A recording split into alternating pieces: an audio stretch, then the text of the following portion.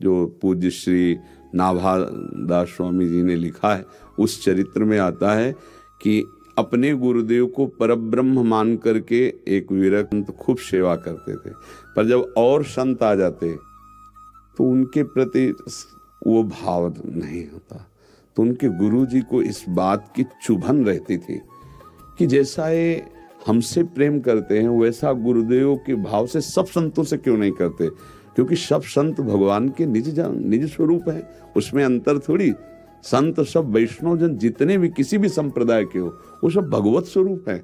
यही शिक्षा तो हम गुरुदेव को कृपा साक्षी मान करके ग्रहण करते हैं। अखंड मंडलाकारम व्याप्तमेन चराचरम, गुरुदेव क्या है? सब संतों के सबके हृदय में बैठे हुए। अखंड मंडलाकारम व्याप्तम एन चराचरम तत्पदम दर्शितम एन तस्मै श्री गुरुवे नमः। तो भिक्षा लेने जा रहे थे शिष्य, तो उनका बेटा मैं कुछ कहना चाहता था, पर जाओ भिक्षा लेकर के आओगे फिर बात। तो वो 10-15 दिन में अन्न भिक्षा करके आते थे, कई महीने चलती थी ऐसी भिक्षा करने जाते। तो जब लौट के आए तो देखा आश्रम में भीड़ लगी हुई। तो उन्होंने पूछा क्या बात हुई? उनका आपके गुरुजी पधार गए। उनका ऐसा कैसे हो सकता है?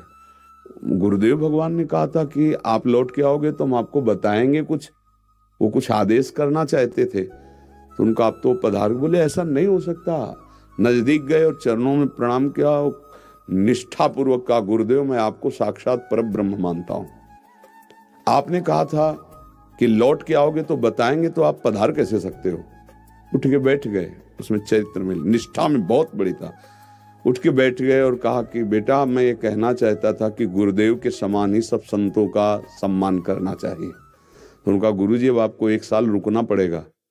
1 साल हम संत सेवा करेंगे, जब आपको ये दिखाई दे कि सब संतों के प्रति गुरुदेव जैसा भाव है तो फिर आप अंतर ध्यान हो जाना। कौन गुरु ये सिखाएगा कि संतों के पास जाने से गुरु निष्ठा में फर्क पड़ जाएगा?